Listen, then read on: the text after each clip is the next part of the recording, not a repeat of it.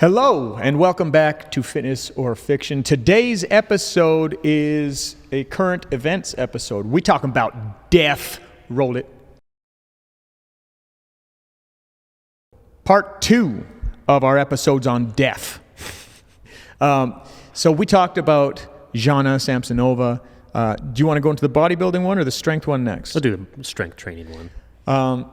So strength training. What's the guy's name again? Justyn Vicky. Justyn Vicky. Is that it? Yeah, Justyn with a Y.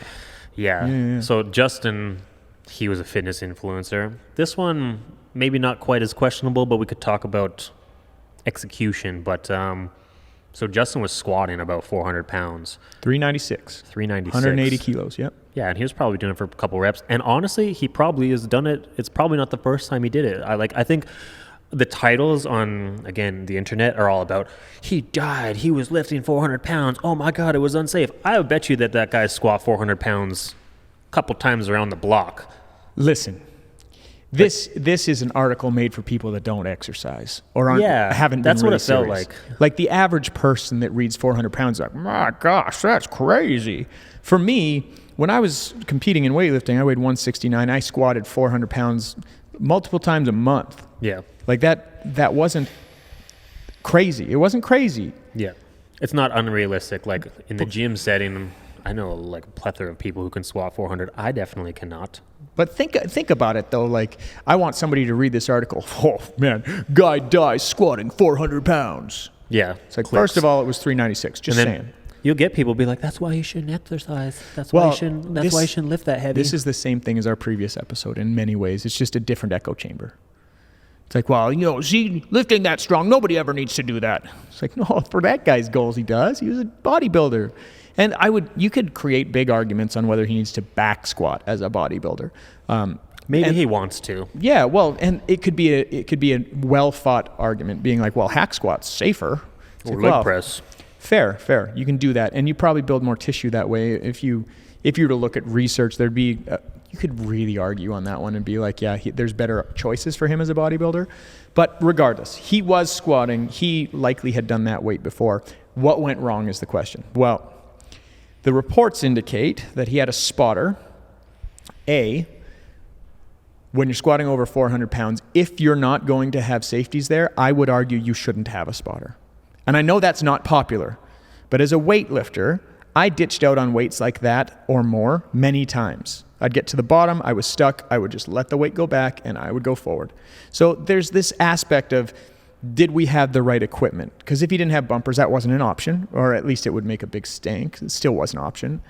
But if you are going to go with spotters, you should, with that weight, you're probably going to need one on each side, one at the back, and you should probably have some spotter arms up. Based on the picture that I saw, they were on like a squat rack that had spotter arms available. Mm-hmm. So this is kind of setting the scenario for like, if you're going to be lifting those sorts of weights, what should we do? And that's not blaming or anything. That's just saying, here's what I taught when I was teaching for ELA and for World Health and Gym Movement. So there's two options there. You either learn how to ditch, which is what my weightlifting coach friends all said when they saw that. They're like, well, no, this is a spotting issue. I'm like, oh, yeah, I get your perspective. And then some other friends that I had that aren't from the weightlifting world are like, well, why didn't he have the spotter arms up? Why didn't he have the cage up? Why didn't he have spotters on the side? They're more on the powerlifting end of things. And I'm like, yeah, there was a lot of things that could have been done to avoid this situation, right. Unfortunately. So what actually happened? One spotter behind him, he started losing the weight. He shifted back and the spotter grabbed his armpits, which is actually what the spotter should do. The only challenge is when he did that, the weight went forward and pushed his head forward and severed his spine. So his buddy was basically holding him as the weight, like the barbell rolled his head over went his forward head. And busted his neck. Yeah. Yeah. So like heavily tragic, like very upsetting. It's not a good thing by any stretch.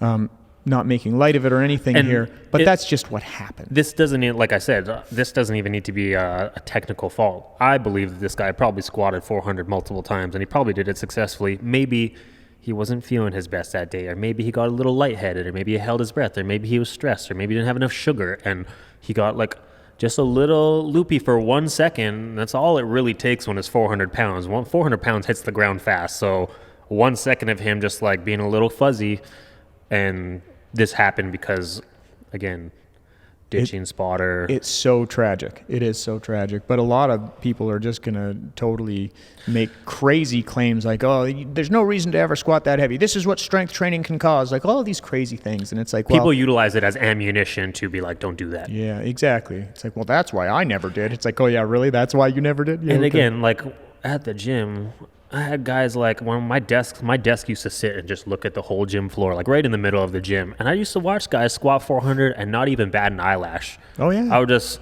be working like, oh, there's Brett squatting 495 again, whatever. See, that's what I think the big takeaway on this one is. Don't treat weights like that trivially. Yeah. Like even if it's easy for you, you talk to a guy like Ray Williams, like he squatted 1,000 pounds before. That is easy for him. He could probably do 20 reps with that. It's still significant load. So don't treat it like it doesn't matter. And I talk to my athletes about this all the time. I'm like, listen, I know for you, say 85 kg isn't that heavy. So you're just going through the motions of the snatch. Treat it like it really matters. I want the execution locked in. I want you to treat it like it matters because that's still 187 pounds. You know, I've had my personal experience with that recently. When you say treat it like it matters, like I actually think that I've been getting a little bit of excess joint pain because things are easy for me, but I'm just kind of going through the motions, so I'm not having like maintaining full tension and tightness. So like if, for instance, like doing like a tricep pull down, I could pull down like almost 150 pounds on my cable machine pretty easy. But if I do it kind of like lackluster and slack because I know that I can just, and I'm kind of loosey-goosey at the bottom, and I'm kind of loosey-goosey on the eccentric, and then I just concentric, just power through it again, and it's kind of loosey-goosey, you know what I mean? Like, that causes problems. Well, it is kind of funny because you take for granted the things you can do, right? Yeah. And there are a variety of downstream effects from that. Well, and totally one thing to do that on a tricep pull down, another thing to do that on a snatch. Or a squat. Yeah, exactly. Well, and those are levels, right? No, tricep extension, leg extension, squat, snatch. Like those are big jumps, more and more complex. Backflip snatches. Backflip snatches. Yeah, those are crazy. But anyways, when we look at it, we really need to take these things seriously. And the better shape people get in, the easier it is for them to forget at how much that actually is, right? It's if you're stronger, you look at that weight and you're like, it doesn't matter, which is why we say weight is relative. When somebody says, oh, that's heavy, it's like, that's a bad measure. It's just what it feels like for you, you know? So it's one of those things where you need to take these loads seriously when you're going to get into this game. This is a very tragic scenario. I feel like, everybody's going to be like, well, it could have been avoided with this, and this. It's like it wasn't avoided. So like, let's just use it for what we can take from it that's positive. And it's, plan ahead. When it comes to spotting, plan ahead.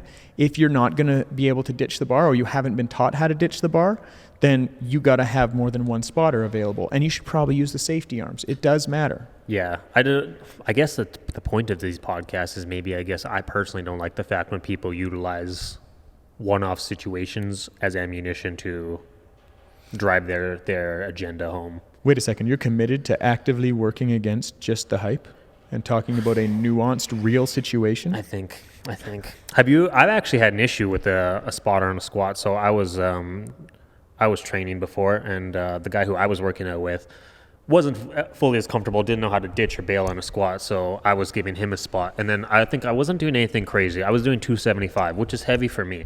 So I was like, he's like, oh, do you need a spot? I'm like, no, if I can't do it, I'm just going to bail. Like, I'd rather you just stay out of my way, and I'm just going to do it. And I did a couple reps, and I pushed myself to the point of failure where I went down and the hole popped like a quarter of the way up. And I was like, nope, this isn't happening. He saw me struggle and rushed to spot me as I dumped the bar back. Thankfully, he didn't get very hurt, but it almost tweaked him because he tried to catch the bar and then dropped it like he tried to catch 275 like a bicep curl. Imagine he would have and just stopped there. You would have been like, I quit. I'm out of here. Holy. No, that is a very important thing, though. Like, you need to talk about what's going to happen and who's around you for that. Like, you see a lot of these wipeouts online. They're totally avoidable. You see somebody trying to spot a snatch or spot an overhead press or things like that. Like, when I teach courses about here's how to do these lifts, oftentimes what I'm talking about is what can go wrong and have you planned for it. That's the real answer on spotting. It's not like, here's the technique of spotting. It's like, no, do we all agree what's going to happen if something goes wrong? And that's how you avoid some of these really scary circumstances, right? Yeah. And you'll see really crazy snatch wipeouts too, where people like the bar basically guillotines them. There's, what was his name? Auger, that dropped a snatch on his neck and now he's in a wheelchair. And like that shouldn't happen. Yeah. Like in Olympic weightlifting, if you don't lock the bar out, it's a missed lift. And that's because they don't want you to fight a snatch that isn't done. Sit there and try because to push that's what'll happen. It'll guillotine you. Like, it's not good. Yeah. So at the end of the day, like, it's not this guy's fault. I wouldn't judge this guy or anything. It's just, it's a cautionary tale for you. You better take this weight seriously because, you know, that dude didn't look like that big of a dude. It's probably at least double his body weight. Yeah. And that's significant load, man. It is. So if you guys are still here with us, we appreciate you guys listening and your support. If you got any comments or you want to add to the conversation, let us know in the comments below, and I'll be sure that we eyeball them with our eyeballs.